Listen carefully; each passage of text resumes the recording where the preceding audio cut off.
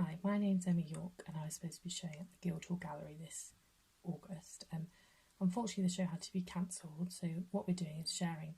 some videos about how we work on the Guildhall social media.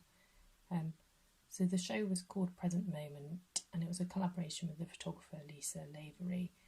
and it was about exploring the crossover areas between photographic and practice and painting. Both in terms of physical processes and ideas of representing time and place. This work is called There Is an Island, and it's an example of where I've combined working with acrylic paint, inks and the photographic process of cyanotype in a single piece.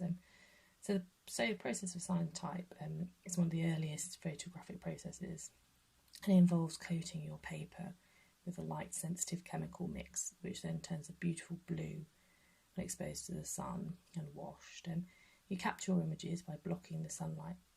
from hitting the paper, which then leaves the blocked sections unexposed so they stay white when the paper's washed and dried. Lisa and I both enjoy working with cyanotype in an experimental way, and these are some images of experiments I've done of floating papers in different bodies of water, and the lighter colours show before the washing and the darker ones after. They're what you get left with at the end. The great thing about cyanotype is that you can prepare or even buy the papers ready to go, so they're ready to use as soon as you take them out of a light-proof container. This means you can use them easily outdoors, which is something I'm really interested in doing, to capture the unique experience of a particular place on a particular day. So these intentions informed my decision to go to Finland to the art residency in 2018,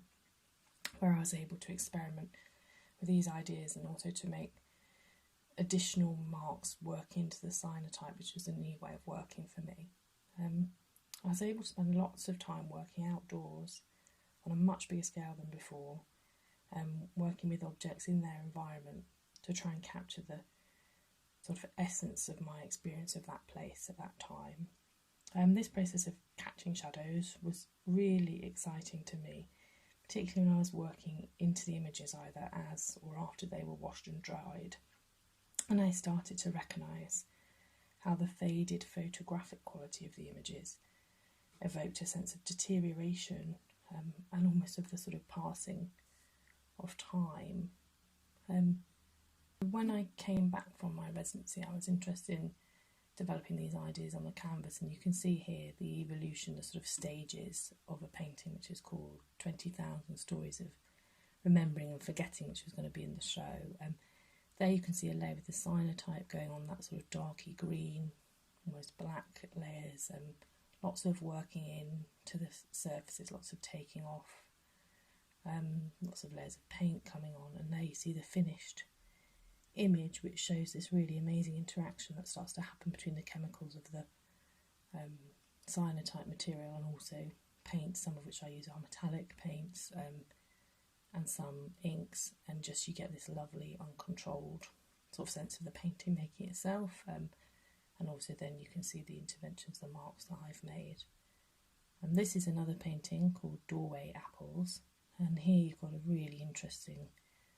I think, effect which combines the sense of the deterioration on the painting surface, which is caused by the cyanotype, which gives a lovely sort of ethereal quality of the passing of time, really. That painting is another one, Non-Stop July, and this one, Plain Fruit,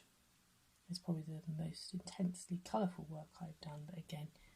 you see this amazing interaction between all the different materials, and I kind of like to let the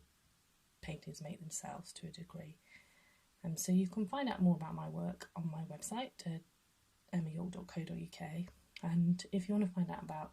how to work with the cyanotypes, there's loads, just do a search online, there's loads of resources, free resources online, and just remember to be careful if you're using the chemicals from scratch, because they can be hazardous, so make sure you follow the safety instructions, and also if you're working with them outdoors, please make sure you rinse them into a contained water